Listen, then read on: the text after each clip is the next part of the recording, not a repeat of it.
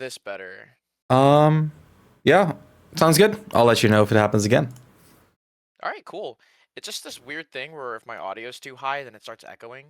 I don't know Yeah, why it happens. no, I mean, that makes sense. If your audio is high, then I'm gonna hear myself through your audio into your mic. You know what I mean? Anyway, Yeah. it doesn't matter. Hey, good to talk to you again. How's Smash been treating you? It's been doing pretty good. I've been just trying to maintain a good balance, just trying to keep my life in order, and then playing Smash on the side a little bit. Um, but my improvement's been pretty good. Your advice kind of helped me restructure a lot of things that I did in this game.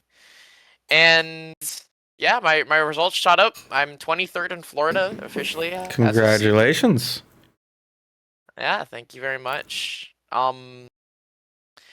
But I did run into an issue lately where as I said in the messages, that Mm-hmm. I struggle to use implicit threat as well as I could. And I watch a lot of Wolf players, even like the one in my region, Sure Hyper, who's better than me. And he's really good at like abusing like how do I say this? He's really good at finding like the dash attacks and then like the Mm. falling fares that just lead into a lot of stuff. And while I'm a lot more strategic than him, it does feel like because I'm missing out on that usage of that implicit threat, my game plan ends up being a little too strategic, almost to the point where I'm having to just like information gap in a lot of scenarios, which I'm good at, but it's not something I have to do, and it's something that makes me a lot weaker in some matchups I should be really good in Okay. as a Wolf player. Tell me a bit. What does information gap mean exactly? Um, well, I can give myself a lot of different kinds of, or I can give myself a lot of avenues to find that information, and then like try to keep up on my opponent's like little ticks, let's say. So like I can create scenarios where I can like I phrase this. I can create scenarios where I can get like a lot more than I feel like I would if I just tried approaching it more directly. If that Mm-hmm. makes It sense. does. If if we're gonna make it really simple, or if I'm gonna make it really simple, if there's a spot where I could like burst and throw him with a burst option, and I could just do like run in and dash attack, sure. I have to try and do like run in and jab instead, since it's more of a middle ground where I can cover more things without being too committal. Okay. And not only do I get more information if like it works, but if it doesn't work too and they shield, I can also try to figure out what they do if I like do jab one two, jab one two three, jab one grab, little shit like that, Okay. And basically. so, what's the issue of winning that way? Can you yeah, can you name that for me? It's not that there's an issue in winning in that way. It's that there isn't a transition from doing run in and jab and run in and dash attack. Okay. So it's either I'm doing one or the other, and I I don't know how to see. like bridge that gap. I see. Yeah. Okay, now that's very clear to me. Okay, I hear you.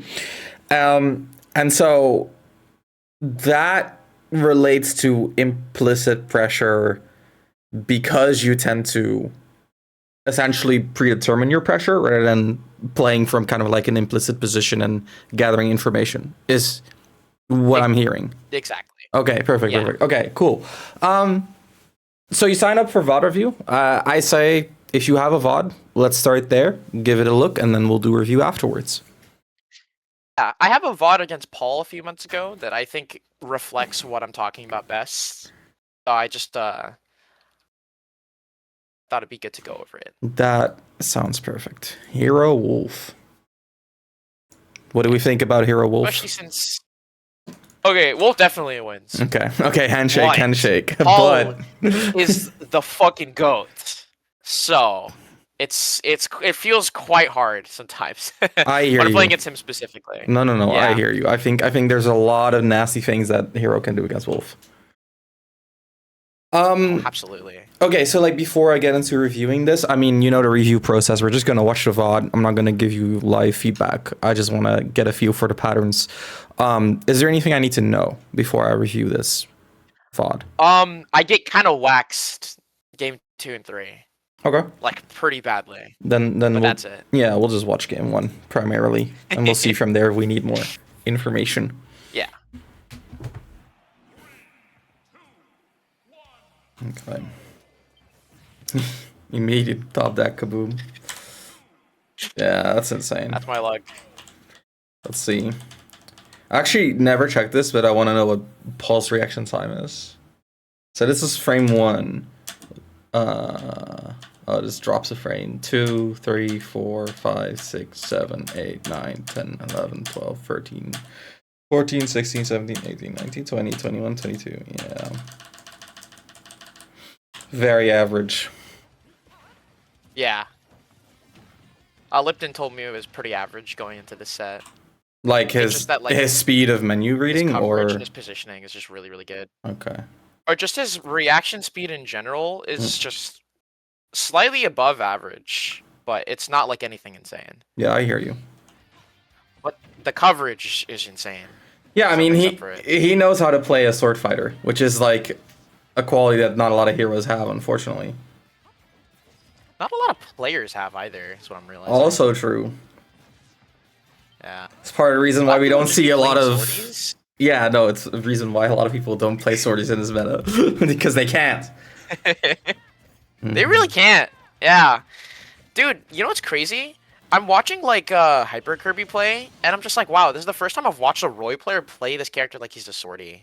Dude, You know? I'm fucking dude. That is exactly what I said to my friends when we were watching his run, like 1-to-1. I'm like, dude, this is the first time this character looked like a sword character. I mean, okay, so I don't think it's the first time because I think Mr. R, like I've seen him play Roy, and he's like a Chrom player, so like he knows how to play Roy like a sword fighter because he's used to like Chrom range.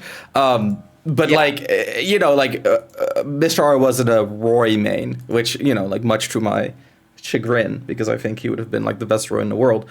But yeah. like I get what you're saying. Is like it's refreshing to see. I think Mugen's run was really cool.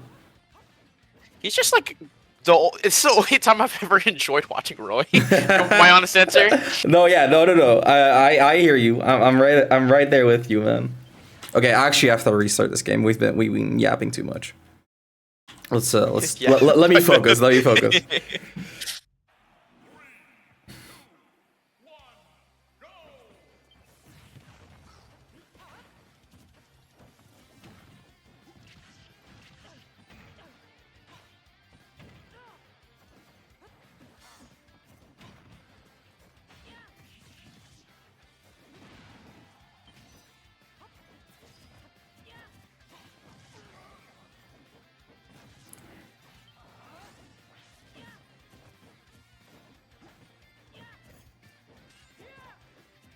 That's yeah. Yeah. And he goes for that back air forward air every single time, so. Yeah, it's dude, it's a Mewtwo habit. Every Mewtwo player does that shit. Paul really is a Mewtwo player on the inside. That explains so much. Like unironically, it explains so much. Like if this man smashed for a Mewtwo, he would be a fucking menace. Oh, dude, Paul would be top 10 with Smash 4 you too. I'm fucking Oh my saying, god, dude. I would hate playing him so much. It's like a soul main from a different a different timeline. Different game. Mm-hmm.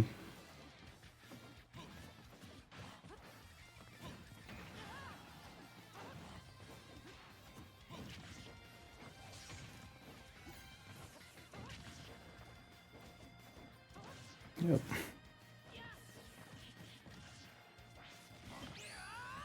Oh, yeah, that'll do it. Yeah. A lot of those this set.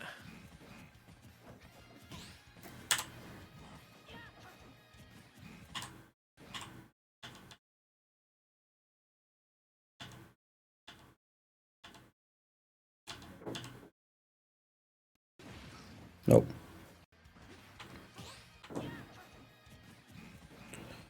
Mm-hmm.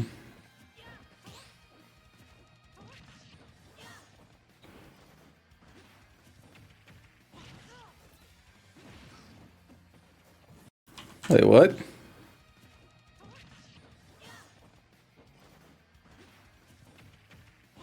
This is not a projectile. No, it's not. Just an attack. I thought the uncharged In the version moment, was. too. Oh, yeah. Nope. All of it just an attack. I That- thought yeah. also that it's that was a projectile in the moment. I'm like, oh wait.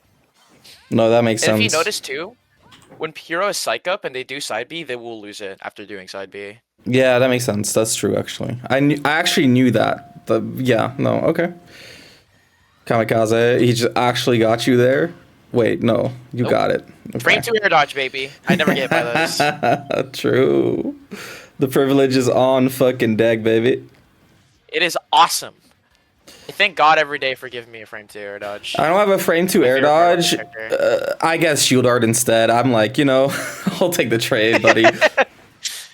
It's a pretty good trade, I'd argue. Yeah, no, I'll take it. Yeah, that's checkmate. Yeah. That's fair enough. Okay, so explain to me how you feel like this first game relates to the struggle that you're kind of, or the wall that you're hitting right now. So, if you notice, there's quite a few times where a range gets like enforced, and I do something in accordance with it. Yeah. But I'm kind of viewing it in a sense of, how do I phrase this? I'm viewing it in a sense where instead of trying to like make the best out of the situation, I'm trying to view it as winning an RPS. But there's so many things that happen in this game, it makes it really hard to view it as simple as just play the RPS, right? Or just like, oh, jump in fair and then jump and grab. Hero can't do anything about it, except he can, and Paul will continue to not only keep giving up stage, but there's times where he'll do run up jab instead to like beat me even Yeah. getting there to begin with.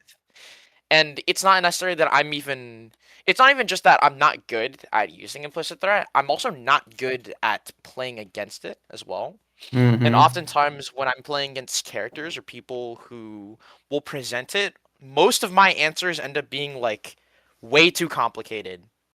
I hear you. Like I'll just be like, all right, they're like enforcing this implicit pressure and they're playing Roy, sure. Okay, cool. I'm gonna do auto cancel backers like here, here, and here to get them to want to give up on being implicit and instead being more direct. Yeah. Because I feel like I understand the scramble more than the situation, if that makes sense. A lot of sense. That very closely aligned with what I was seeing.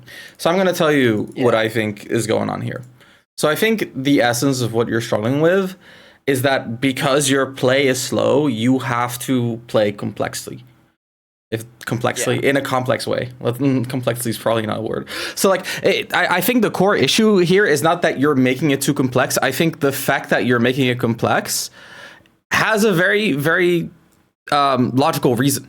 And I think that's what you got to look at. So instead of saying, oh, well, I mean, I shouldn't make it complex, let's instead ask ourselves, why are we making it complex?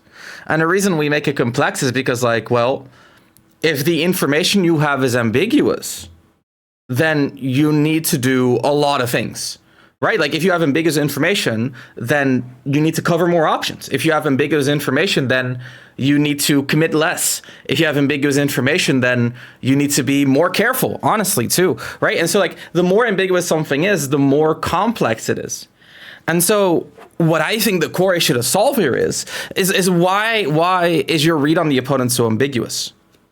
Do you see what I'm getting at here? Yeah. Do you kind of relate to this feeling? I definitely do. Okay. I really do. I have this I actually was talking to my good old buddy Lipton the other day, and something I've been trying to work on as well is being better at removing agency just from my opponent, and say like we're playing neutral and normally my answers and my goals are complex, but I'm trying to make it as simple as, okay, I want to make it really hard for them to access forward movement. Sure. And then go from there. Yeah, like I'm gonna make it really hard for them to want to occupy or jump in this space. Just like little things I'm trying to take away from them to like make the answer more direct, I suppose. But as I get better, it feels like doing this becomes a lot harder because when I play against people like Paul, for example, they're really good at not having their agency removed. Yes. And I also think like if your focus is on removing the opponent's agency, that sounds like a very hard thing to do. Right? Yes. Because like, okay, well, how does the way that Paul kind of like enacts his grounded agency, right? Like if we're talking about like ground game, how is it like, is that different from the way that like Lipton does it? Is that different from the way that you do it? Is that different from the way that Spargo does it? And the answer to all of that is yes. And so like you'll have some general ideas, but the specific implementation is going to differ wildly. And because we're trying to counter the opponent, if you're a little bit off in the implementation, then you're doing jack shit. Like honestly, you're doing nothing. And so Yeah, it does feel that way. yeah, and so I think like at the core, what we need to do is we have to kind of refocus and look at something that's more consistent and less ambiguous. And so let's think about it this way: what's the least ambiguous factor in any set that you play? The least ambiguous factor for me as a player, it's definitely just RPS. I feel like I'm really good at like forcing situations where I'm allowed to sequence or my opponent sequences, and then forcing them to do something unfavorable or guessing right on my sequencing. Yeah, and Like so I've been playing a lot of Rob lately. go ahead. Oh, you can go ahead if you like. Oh, so I've been playing a lot of Rob lately. It's something I'm really good at when I'm playing the character. Because I'm really good at creating some really fucked up saw traps where they're kind of forced to gamble, right? So I will take space, not with the intention of hitting them directly, but if A, I meet them, then they're gonna start having to eat like a down tilt sequence, or B, they try to respond to my forward movement with movement, then I make it harder for them to move by like throwing in like some like retreating fares, laser gyro, a full hop nair, whatever. But if they do dash in and I do start down tilting, I feel like that's where I'm the strongest as a player. Yeah, so that's great. That's exactly where we're getting to. But I think we're skipping a step. So in that equation that you just described, what is the least ambiguous factor? The least ambiguous factor. I wouldn't say I'm 100% sure, but timings might be it. We gotta think even bigger picture. Hmm.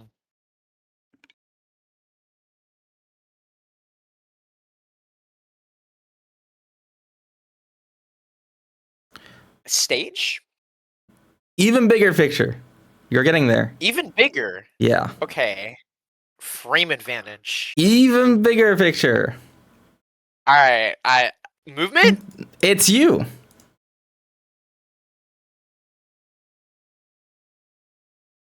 You are the least ambiguous thing in every set that you play.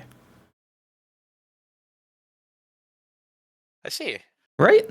And so like why like we should optimize around you, because like every single set that you play, you are not ambiguous. You know exactly what to expect. You know exactly what you can do. You can right like the whole shebang. It's like you should design your play around your comfort, around what you want, around what you like. And so a lot of what you're describing to me, like I understand your thought process entirely. And I think they're not bad things to think about. But I also think you're like on the topic, I think in that sense, like you phrase it beautifully. It's needlessly complex. There is a complexity in having to solve a puzzle when there's also a world in which like you can kind of like use the puzzle you've already solved, which is, you know, your own brain, and leverage that as far as you can. And when I see you play, the biggest issue in your play is that like there are so many times where you can just like start saying, fuck you, I'm going to press the button. And you don't, because you're trying to beat Beast Mode Paul. But instead, like, let's ask ourselves, are we forcing Beast Mode Paul to beat Venicky? No, not as much as we could be, right? And so you are setting yourself up to be a counterforce. Now think about it this way, that kind of makes you reactionary. And so if you are reactionary, what decides your actions? Time. Well, but you are basing your actions on the opponent's actions, correct? Also true, yeah. Right? And so if you think about it from that perspective, part of the reason why Paul is so fucking annoying to fight is because sometimes he'll run across the entire stage and sometimes he'll dash up and jab you. And like, he's the captain of his fucking soul, right? Like, you're not going to be able to manipulate him into not running across the entire stage and not running up and jabbing. Even when you assert that it's like not a great choice for him, he's still going to do it because fuck you, it's Paul and he's in beast mode. You know what I mean? And so like like that is the energy we also have to portray to our opponent. Now I know, right? Like, let me say this. Like I've coached Lipton, he's a Wario player. I've also coached Daddy, he's a Wolf player. I've coached Super Savvy, he's a Youngling player. Like I know, like not every character gets to establish, like gets to be a problem establisher, right? Like a problem maker, whatever the fuck the term was. And so like Wolf players naturally tend towards being problem solvers because it kind of naturally is what Wolf tends to do, because like his problems are not as strong as like a Kazuya problem or like a hero problem. Totally understand. And this is where I think, again, you've done a very good job in identifying the core issue, which is implicit pressure. The power of Wolf is that he can be fucking everywhere, and all the places he can be, he can present a problem because he has good buns, right? And so what I think we need is we need a few things, okay? So the ingredients that we need to add, right? So first of all, we need speed. So your biggest, like I think the biggest reason why you tend towards a problem solving perspective is because your speed is too low. And if your speed is low, what does that mean? That means that if you establish a problem, there are many ways for the opponent to answer that problem. Like imagine a Roy that never fast falls. That does not sound like a scary Roy. Agree? No. Yeah. And so if Roy aggresses without ever spectating, let's say he never, spectating, without ever fast falling, so he aggresses without ever fast falling, he aggresses without ever like dashing in, that's not like a scary Roy. And so what does that mean? That means that if Roy aggresses, there are literally, it's like a fucking, it's like a grab bag. Like, you know, reach in, pull anything out, it's probably going to be a solution. You know what I mean? Yeah. And like you could parry the nair, you can interrupt him because it's not fast falling. You can go over, you could even go under. You can, you know, like have your fucking way with him any which way you want. So he's not going to freedom. Exactly. And he's like, the most important thing here is he's not generating information when you counter that. But if it's a short hop fast fall nair, like how the fuck are you beating a Roy short hop fast fall nair? Like literally, you have to just start reading it. Like you read it, you full hop over, you try to nair, you read it, you parry it, you try to grab, or you read it, you dash back, you try to punish the whiff, like which is hard because of jab. But you can kind of see like when we up the speed, we reduce the amount of ways that the opponent has to answer our pressure, which increases the information we gained.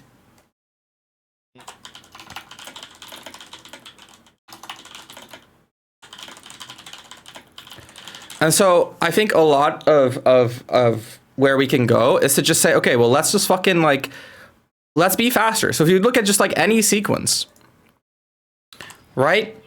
So we shield here, we shield flicker twice. That's going to slow us down. Then we full hop here. And so like we're post apex. Where's the fast fall? There's no fast fall yet. You could have been fast falling here. Fast fall, what's this? I think like, because this is, it says 60 frames, but it actually skips frames. This is like 30 FPS. So if we're at the apex here and you're fast falling here, this is like 3 frames, which is about 6 frames later. That is 6 frames of fast falling too many, or of non-fast falling too many, right? And so like, that's the difference between like being in the air for like, I don't know, like 30, what's short up, full up fast fall? I think it's like 33 or something. 31, even better. So that's the difference between being in the air for 31 and like 30, I would say like 35 frames, which is like, is that a big difference? I mean, maybe not in one full hop, but if you do this like every full hop, let's say you full hop like 10 times a game, that's 50 frames. That gives you just won an entire second of buttons to press, of things to do. And you can see this in like your short hops and your full hops. And like, I know this is like very basic, like essentially what I'm telling you is just like, just fast fall, bro. But like, I'm telling you, like, if you get better at timing your fast fall so that you fast fall quickly, like it's going to help so much. Like imagine a world here where you've already fast fallen. There is a world in which you're like maybe down here, and then like your landing animation dodges the up tilt or some shit. You know what I mean? You're probably still getting hit. Yeah. I'm not gonna lie, but like all I'm saying is like we're winning speed over and over, and that's very important. Now, part of it is just another like moving part for them to consider. Exactly, and so like that's just like one element. In terms of speed, there's another element which is like the rate at which you make decisions. So I think in general, like you're not slow. But there's these little things that you do that slow you down. Like you air dodge down, then you hold shield here. So like realistically, if he was gonna beat the air dodge down, he would have fucking hit you.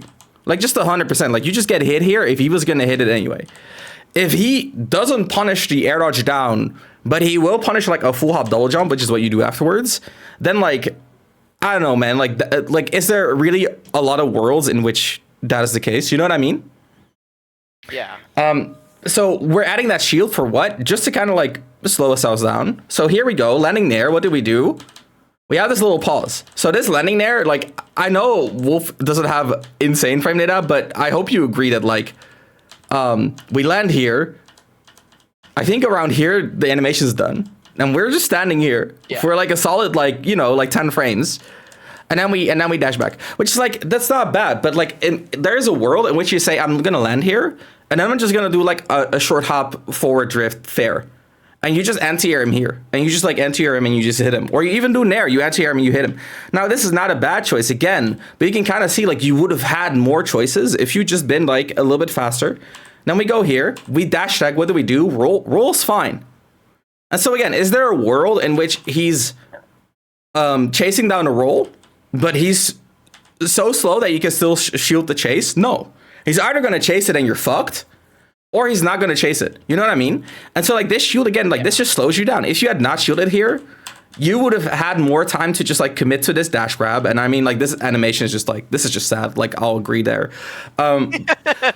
But like there's a world in which we don't shoot there, and we, instead of grabbing here, we might get like a landing fair bear. You know what I mean? And so like it's, I'm just looking at like just like, what is it, like 4 seconds of gameplay, and I'm showing you like what, like 5 different moments in which you just slowed your own play down for no reason, either by shielding for no reason, by not fast falling, by adding again like shields, or just waiting after the landing there. And if you can just like turn those moments into more decisive decision making, that's going to be way more productive for you, in big part because those moments, when they are so fast, like they're not going to let the opponent think, and when the opponent, or react I should say, and when they can think less and when they can react less, that means that they have to predict more, and when they predict more, that means that they're now playing around what they think you are going to do. And if they play around what they think you are going to do, then there's a very easy way to beat your opponent. Can you guess? Mental sack? No, it's actually even easier. The easy way to beat someone who has to rely on thinking what you are going to do is to not do what he thinks you're going to do. You know, like, oh, like at that point, beast mode Paul, to stop you from pressuring, will have to preemptively like start to rising fair. And then if you just like do anything but jump in at that exact moment, you win the interaction. You see what I mean? Or he's gonna have to dash back and start a side beat to catch your jump in. And if you do anything but jump in at that exact moment, or if you jump and you don't fast fall and you can kind of react and double jump, you see what I mean? Like, you're forcing him to play around you. And if we can extract that information, then we can constantly be one step ahead. And that's what we're missing here. It's like, I think you're actually keeping up with Paul pretty well. But I think the issue is that you're relying on your ability to keep up. And yeah. That means he sets the pace. That means he's in control. And you can see like what is Paul doing? He's just jumping in and aerialing. You're beating him out, sure, but like to beat him out here, what do we have to do? We have to jump, react, double jump. I mean, this reaction was a little bit late, but I mean, sure. And then we have to drift here to avoid his nair, right, which forces him to fair. And then we have to go for this bear preemptively. If there's a world where Beast Mode Paul says, fuck you, I'm just going to dash attack you here, your back air does not beat that dash attack, right? Like, you're just going to get dash attacked by hero with his buff up. Yeah, you just, like, he has buff up. I mean, you probably don't die here, but you're pretty darn close. And then what happens here? He dash attacks anyway because he sees that you're walling out here. And then this time you don't fast fall and you go for a turnaround neutral B, which is like, sure, this is good. What do? He's at 18. We bring him to 35. We did 70%. By making like, I don't know, like fucking 20 reads in the blink of an eye, and our reward is 17% damage. I mean, like, yeah, Wolf is not much of a problem solver if we're kind of like working from that assumption. You see what I mean? And so instead of like a big part of speed, and this is the second ingredient, is awareness of pressure, right? And this goes back to implicit pressure, and this goes back to wing conditions, right? And so I'm just gonna bring up our notes from last time to relate back to what we discussed then. Scroll, because I don't I don't want to give you like conflicting perspectives. Yeah, we talked about how reactive play sucks, of course. We talked about control. We talked about proactive control. We talked about playing fast even. Specificity. Okay, yeah. And so you remember what we talked about? Like, what are good situations? Yeah. Right? Like, these are the unambiguous things. Our character strengths and our player strengths. And those are like the win conditions that form your implicit pressure. So this goes back to like character strengths and player strengths. And so if you say like, I'm good at being complex, use that complexity to set like to pressure your opponent in ways that they've never seen before. If you say like, I can turn a jump into like a fucking like a mind fuck, then like that's part of your pressure, not part of your tool set to stop the opponent. If you say like, oh, I have spacing that like, you know, like I have the cleanest spacing in the world, that's not a way to counter your opponent. That's the way to pressure the shit out of them, right? And so what you want to do is you want to think, okay, well, in what situations can I use these, right? Like primarily your character strengths, because, you know, like those are the most concrete, I would say. Your player strengths usually kind of mold to interplay with your character strength anyway. And so in what situation can I use these? And your implicit pressure is your ability to enter these situations. And so like right now, what I'm seeing in terms of your play, so like first of all, I will say this, not to confuse you. I think your speed of play right now is like way faster than it used to be. Okay, like I remember what I saw last time. Like I think you sped up immensely. The issue is your speed still serves the purpose of kind of like countering the opponent. And so if we turn that speed and we apply it to our pressure as well, which is where I think right now like your focus is not at, essentially.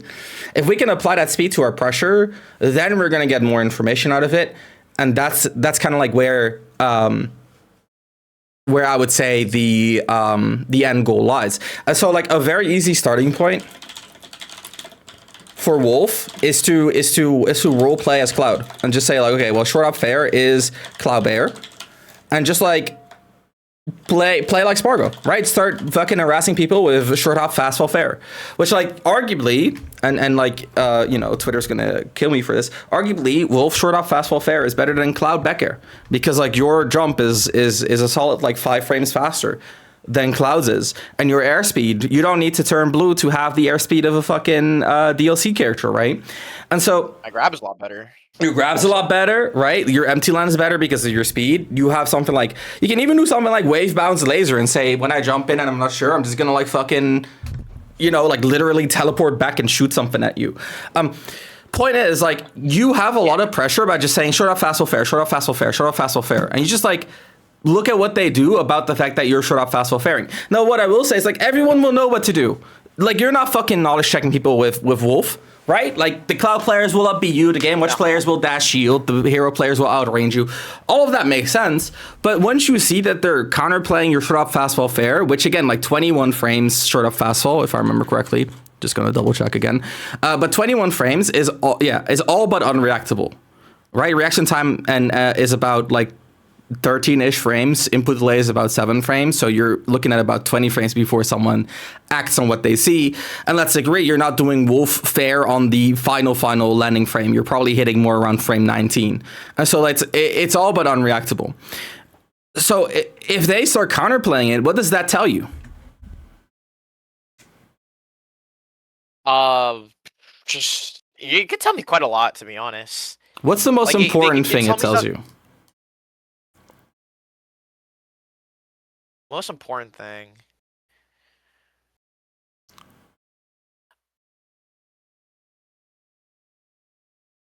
I would have to say what they do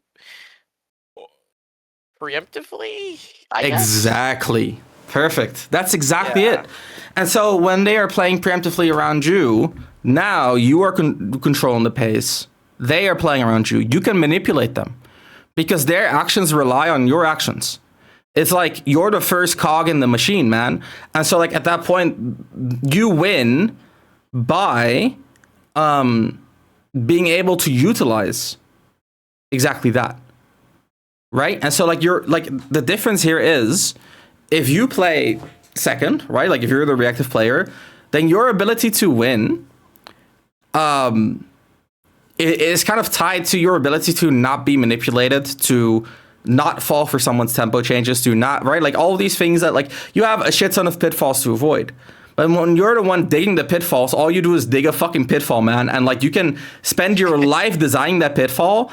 And the nice thing is it's the same fucking pitfall in every matchup. Like sure, there's going to be minor differences. You're not going to be able to pressure mid-min the same way you pressure Kazuya. But like I'm talking about two of the most extreme characters in the game. Like your pressure is still your pressure. What makes Wolf good is like your jump in is good against Kazuya. It's good against mid-min. You know what I mean? Yeah. And so when you design your pressure, you can do this with the least ambiguous factor in mind, which is you.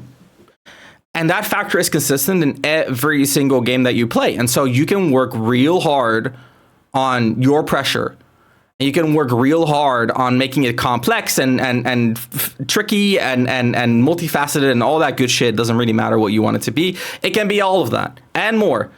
And you don't have to adjust yourself to your opponent every single time and kind of be ready for all the unique variations that your opponent could be presenting to you every single time.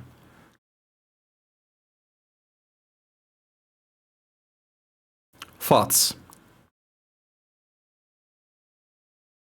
It makes sense. It's almost like I'm using. I phrase this. It's almost like it's less so the what I'm actually pressing, but like the potential of what I could be pressing that allows everything else to exactly because of it. There you go. And if I like base my gameplay off of like a few really strong things, it'll allow me to just do a lot more than like a million pretty okay things. There you go. Exactly. And so the more strong things you have, the more pressure you put on the opponent. And you know that feeling when you play a really good player and you're just like, okay, well, I mean, like every fucking option that I pick, somehow it loses. I don't know like how to pick the right option. Yeah. Like that's the exact feeling that we're going to be trying to develop. And the only way you can do that is by, funnily enough, it's not about making all of their options look stupid. It's about just making all of your options look genius, if that makes sense. Yeah, no, that makes a lot of sense. There you go. And so like right now, like I will say, like I actually think like your move usage is really good. Like in a world where this is an honest game, like you're fucking owning, dude. But they're like that's not this world. It's not an honest game. You got to play like a scumbag. Yeah, Rob exists unfortunately, so I have to. I got to keep working. Exactly. He takes our hard-earned money. The enemy of the working class, brother. He makes sure to at least take 10 lollipops from every single baby. Every single fucking baby, dude. Every morning. It's insane. He has a warehouse just full of lollipops. Anyway, yeah, so like if we are more aware of like all the different ways that we can just like hit them, again, like based on these like win conditions, based on these like strong elements of our character, which again, like I will say for Wolf, like the easy strong thing to talk about, short off fast fall fair, right? Like I think if you fast fall quickly, which is important because like let me say this, if you fast fall like 2 frames late, your jump becomes reactable because again, you remember what we talked about in reaction time. Reaction time is about 13 frames, input delay is about 7 frames, right? Wolf jump short off fast fall is 21 frames, but you're hitting a little bit early. You're probably hitting around frame 19. Well, that means that if you fast fall like 2 frames late, you're hitting 2 frames later. So now you're hitting not at 19, but at 21. Oh shit, that is actually like within the realm of reactability. Now, of course, with 1 frame to go, right? Like let's say you hit at frame 21 and they react by frame 20.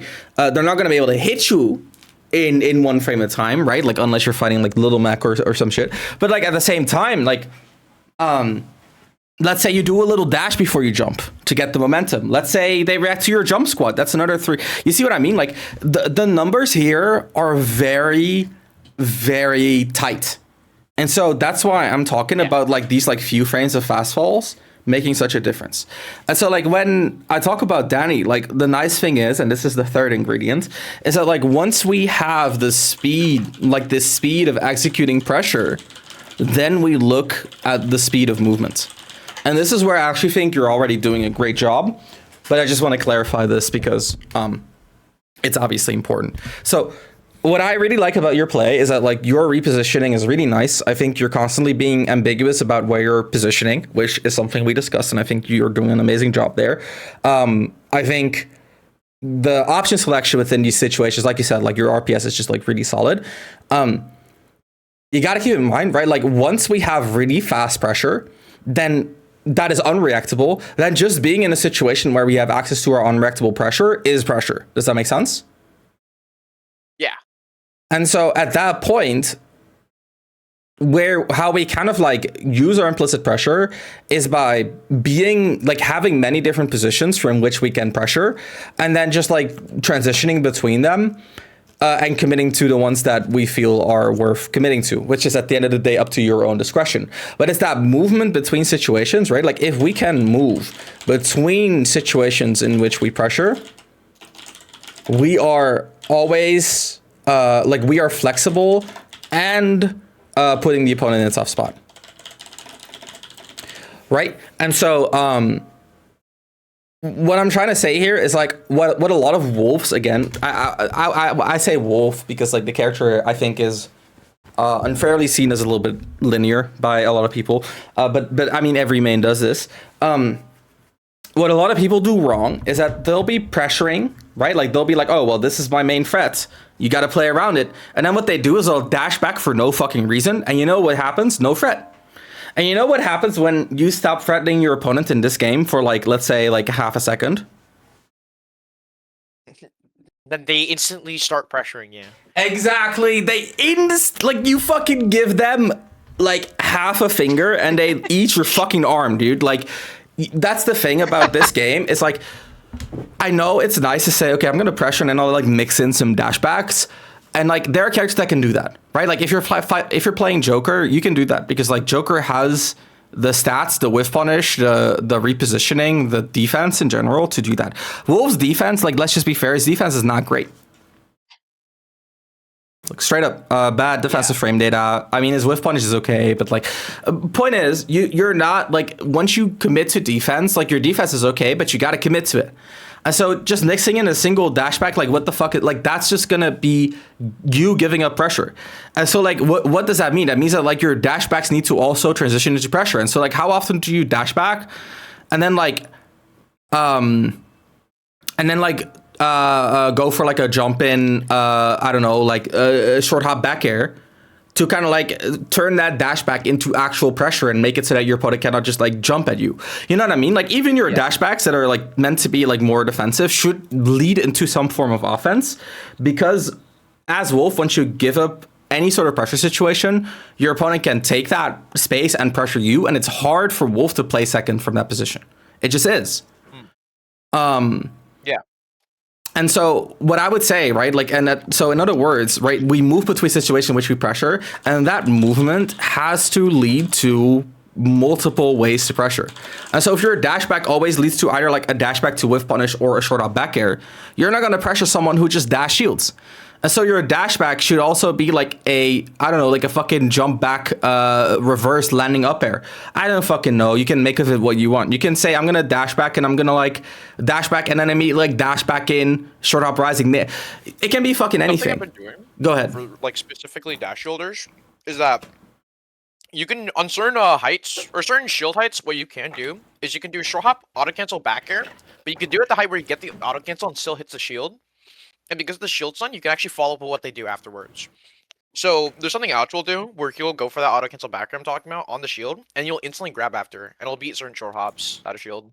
It's really, really good. Yeah, that's exactly the type of shit you need, right? And so like, what I would do if I were you is to just like it's kind of weird, but like look at your VODs and look for every way in which you can turn a neutral / advantageous situation into pressure, right? And so like if you're on the back foot, you don't have to focus too much on pressuring. That stuff will kind of come naturally as you learn to recognize what situations lead to pressure.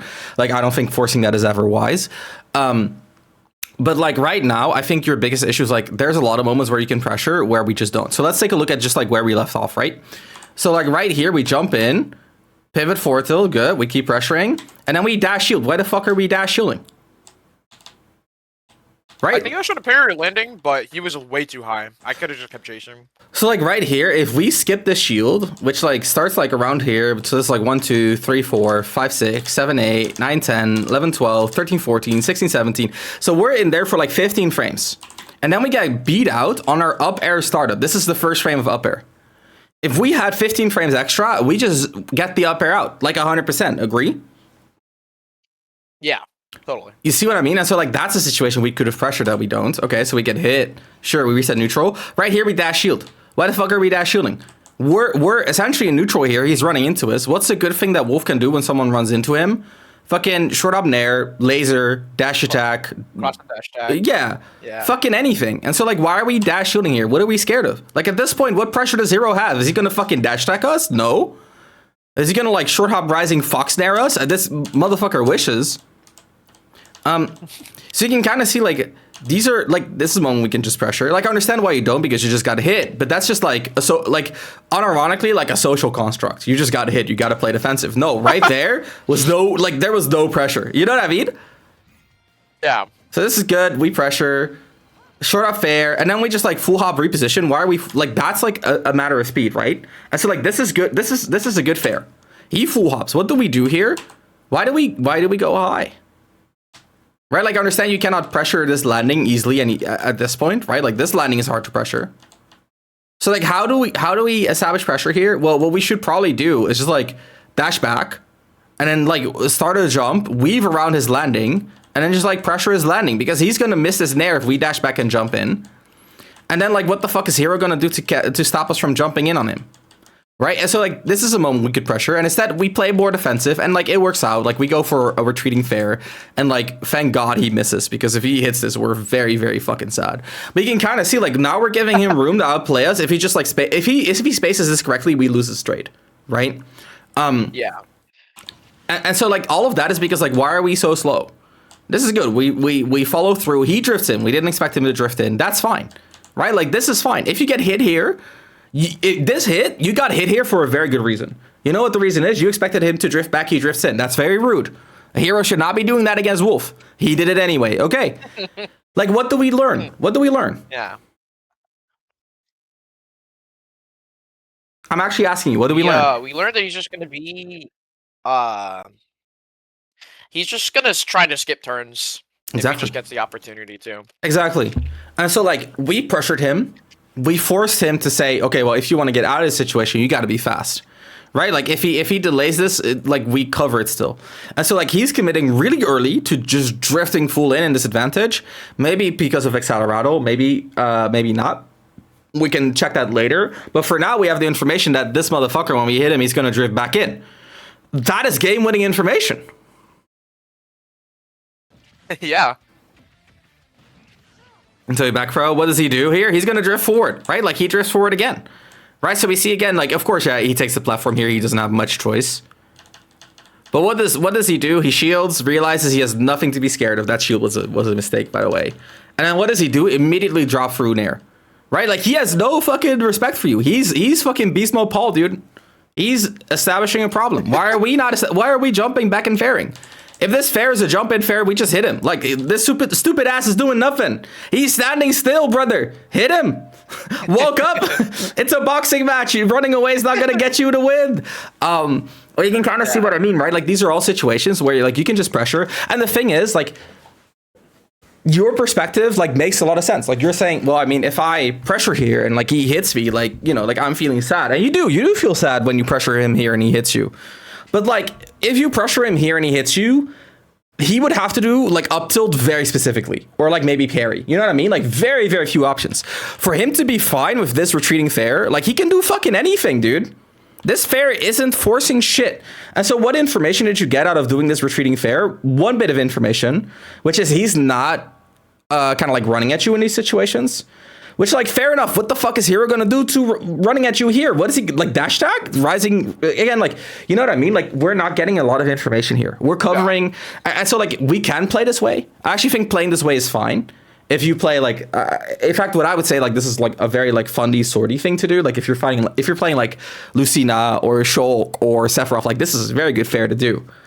But that's because when these characters undershoot like this, they get information saying, hey, the opponent is not entering my space. And when the opponent is not entering the space of these characters, they can like just like fuck you up, right? Like if you don't directly pressure Lucina, she's gonna set up like landing nair, down tilt shit, like grab, like she can pressure in a lot of very nuanced ways. People are underutilizing. Shoal can just like camp you for fucking arts.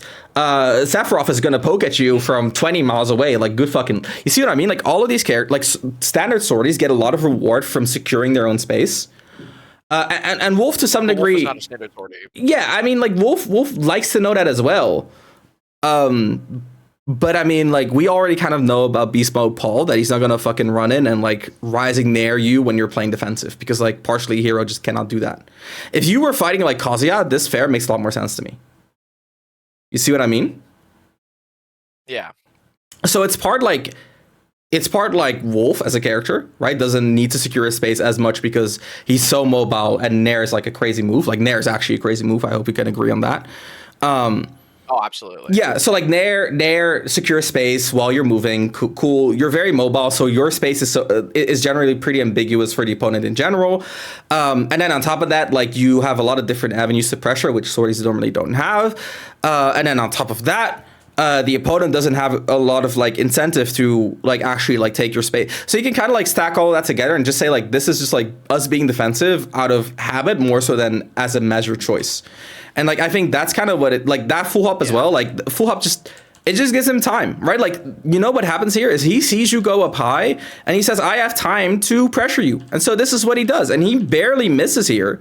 But like by all means he should have just like hit you and then he nairs you. And then he confirms it into neutral B, and you're just like, you're at 60, brother, if not more. And so just because like we're full hopping, we don't need to full hop. And see what you do afterwards. You just jump in and nair him. He runs into it. Like I'm fucking saying, just run up and hit him. Just run up and hit him. He's running into it. And like you're doing so well when you're pressuring. And then like we full hop here. What does this full hop mean? It means that there's no pressure anymore. And yeah, sure, our fair is better, like our spacing on fair is better, right? Like we get this drift back, blah, blah, blah. But like if this is a short hop fast fall, like we get to hit him before he can even fucking think. You know what I mean? And like, yeah, this is easier to space, but you can space with short hop fast fall here if you're just like, you know, like used to that speed. And so I hope kind of like dissecting your plays kind of gives you an idea for what I'm seeing in terms of kind of like where I think you should be going. Yeah, no, this totally makes sense. I do appreciate it. It definitely did feel like my gameplay just does give people too many chances. So I just gave myself a lot more. I started like thinking about those chances that I started giving them and trying to extrapolate a lot more from it. Mm-hmm. But there is times where it's just like, okay, well, Paul is just kind of running over me and he's playing hero, so I have to be doing something wrong. Yeah. For that to happen. Yeah. Yeah. So we're kind of nearing the session. I think you're very right. And again, like I want to say, like you've properly identified a lot of kind of like what you're struggling with. I just don't think you've contextualized it, which I think I helped you with today. I also think like your play has improved by like so much. It's obvious. It's obvious to me that you put in a lot of work, and it's like really cool to see. I'm gonna give you one final thing that I want you to think about. Okay. Okay. So when you start pressuring someone, you kind of remember what I talked about in terms of kind of like reaction time, right? So it's about like 20 frames practically. What does it mean? This means that if you see someone take an action, you can extrapolate on the source of that action by linking it back to what happened 20 frames ago. Okay. Do you get what I'm saying? So it's viewing the game more for like 20 frame intervals, basically. Exactly. Like action. Perfect. Yeah. There you go. And so like sometimes you'll fight an opponent who doesn't play in 20 frame intervals, and that like you can like right now with the knowledge you have, you can easily beat that. Because if they're not playing in 20 frames intervals, what does that mean? Oh, it just means the reaction time's crazy fast, or it's really bad. Yeah, and so like let's assume that they're really like, bad. Like what does that mean about the way that we can counterplay them? Oh, well, then they just get way less of a choice in what we're doing. Well, that's part of it. But let's think about it. What's the weakness of not segmenting your actions in 20 frame windows? You don't give yourself time to understand what's happening. Or you're giving yourself too much time? So why are we taking 20 frames? Do you remember?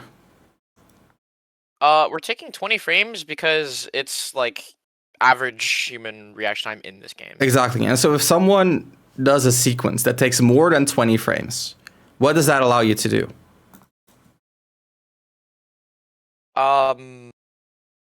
That allows us to play reactionary and response. Exactly. Perfect.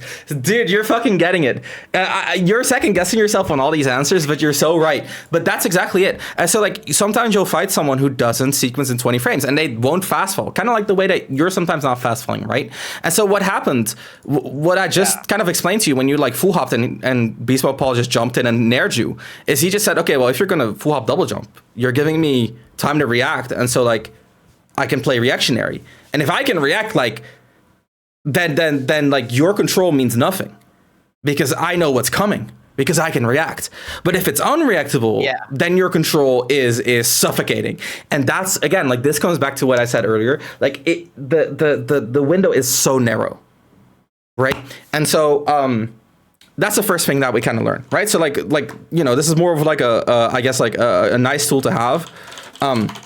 If you recognize sequences that are slower than 20 frames, then you can react. And that's like, you know, like very powerful. This is like honestly game winning. But the core here is to be able to, like I said, right, like link actions back to what happened 20 frames ago.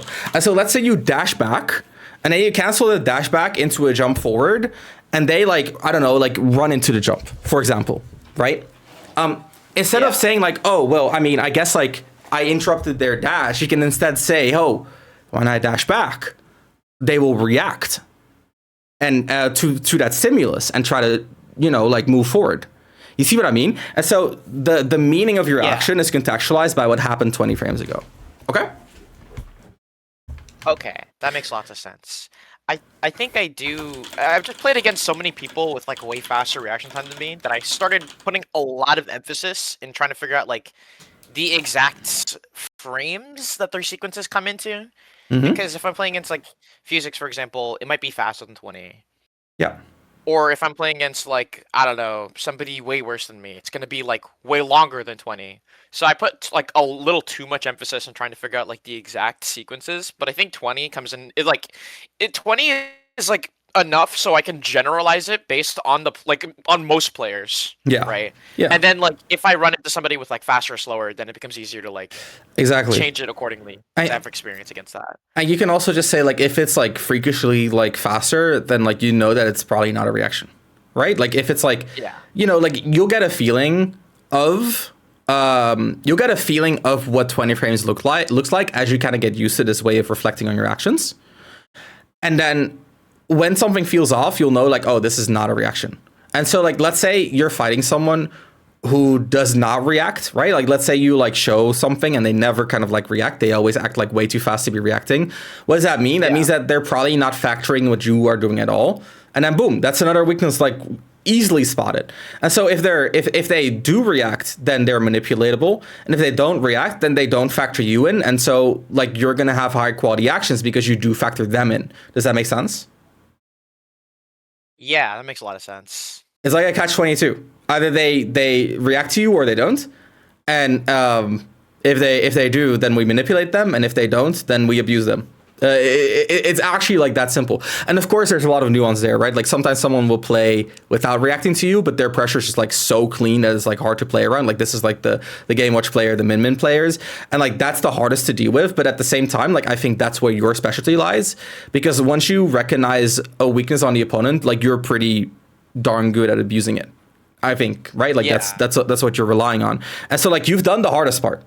And so now it's time to do the easier part, which is to have that skill, but to not rely on it. It's crazy. That's the second session we have where you said that.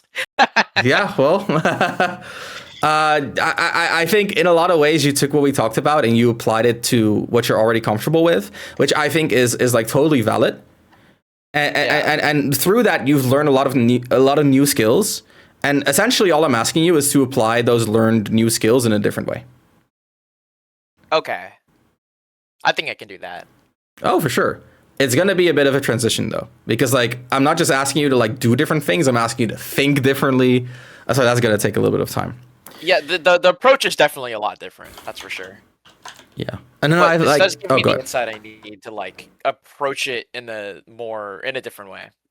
Nice. I guess. Yeah. It's like when you tell yourself, "Oh, I should be doing something different" when you're playing a set, but you don't specify what it is, so you end Yeah. up just doing the same thing because you're just like, "Oh, I need to be something different," but you don't specify it. It's a little bit of that, and I also think it's just a matter of, if you have a playstyle that you're very used to, like of course you're gonna think about new things in the context of what you're used to. Like that makes a Yeah. lot of sense to me. Yeah, sure. I have a final little bit of tip, which is I already talked about this, but I'm gonna write it down. Like undershooting is fine if you extract information quickly, which is generally the information is, are they attacking my space, yes or no? And again, like for Wolf, this is not as important of a question, but if you're fighting like a character where it is an important question, like a Game Watch, like a Kazuya, then this is a totally valid thing to do. Just like, again, like this is to me like just a bit of a fallback for you, which is like a very understandable fallback. All I'm kind of like urging you is to just like lock in on this information of like, are you attacking my space, yes or no, more quickly, and just like take it at face value. Let's say like, so for me, like personally, like my rule is, and it's kind of like silly to have a rule, but for me it helped a lot to have a rule. My rule is if I undershoot, if my undershoot misses twice in a row, then I assume they're not gonna rush me down. And if they do rush me down the third time, then, you know, like, okay, sure. Now I know that like eventually they'll rush me down. So I don't, you know, like I don't, Yeah, like, you're like, not doing something wrong. exactly. I get hit for it once, and now I know that eventually they rush me down, and so like that's like again like that's game winning information to me. Yeah. Cool. Interesting. Cool indeed. Thank you so much, man. I really appreciate it. I appreciate you, man. Thank you for showing me your progress, and like what I really appreciate is just like how hard you worked on what we discussed, how obvious it is that you put in so much effort, and also how well you've analyzed what you're struggling with, man. Like I think it's very obvious to me that you spend a lot of time thinking about what you're dealing with, and that makes it a lot easier for me to kind of give you feedback on this. Yeah, I definitely wanted to make sure that when I came into this, I wanted to be as productive as possible because I get a lot from hearing you talking like Coach's Corner, from when you talk to Aiden, and when these sessions happen, of course. But of course, I want to make my practice as best as I can. For So, sure. Yeah, Yeah, no, man. that's awesome to hear. I'll make sure. Next time I come back in here, I'll be like top 10 in Florida or something. Oh shit. It'll be us watching me play against Leo instead of Paul. Dude, I'm looking forward to it. I think you're doing a great job. I'm really excited to see your progress. And yeah, like again, it's just gonna be a mindset switch. So give yourself a little bit of time and give yourself a little bit of grace as well, right? Like these things take again, you have the tools. It's easy to develop a new tool. It's hard to take a tool that you've used in a specific way all the time and to suddenly use it in a different way. And so like give yourself some grace in learning this new approach. And yeah, oh, before we end, like do you have any final questions or things you'd like to discuss before we close out the session? Final questions. Trying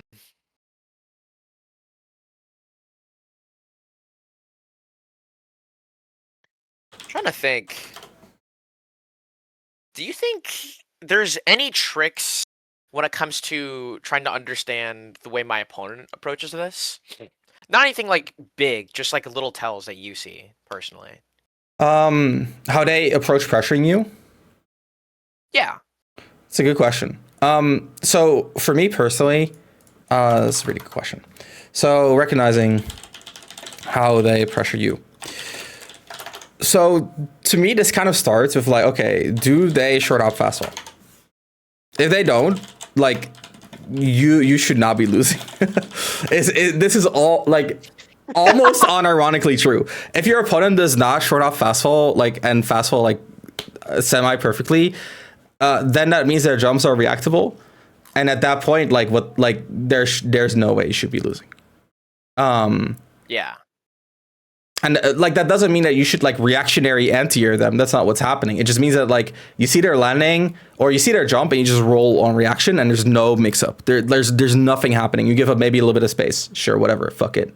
You can even roll in and not give up space. Very, very viable. So like if they don't short up fast fall, like generally you should not be losing. Of course, like exceptions are like Min, blah blah. But like I remember like when I analyzed Siski for my match against him, I realized like he doesn't really short up fast fall much, like partially because Samus's short up fast fall sucks. And so like what did I do to I mean, to be fair, almost beat him, is I just started baiting out his jumps and reacting because like I could fucking react. And when I can react, that means that like a whole avenue of kind of like movement is no longer fattening. So all I have to do is like win the ground game while being ready for a reactable jump. Which is, like, let's be fair, not very hard. Now, Samus has neutral B, so, like, winning the ground game is pretty hard. But you get what I'm saying. Yeah. So, like, to me, short up fast fall, it's kind of like the... It's like the tell. It's like the tell. Do they short up fast fall, yes or no? And then, like, the next question is, if they do, is their spacing good? Because, like, the thing about short up fast fall is it significantly changes your spacing compared to non-fast fall. And so, like... Yeah. The range, like characters' ranges just get nerfed significantly. Like a wolf short hop fast fall nair travels like what? Like maybe less than half the distance of a short hop nair.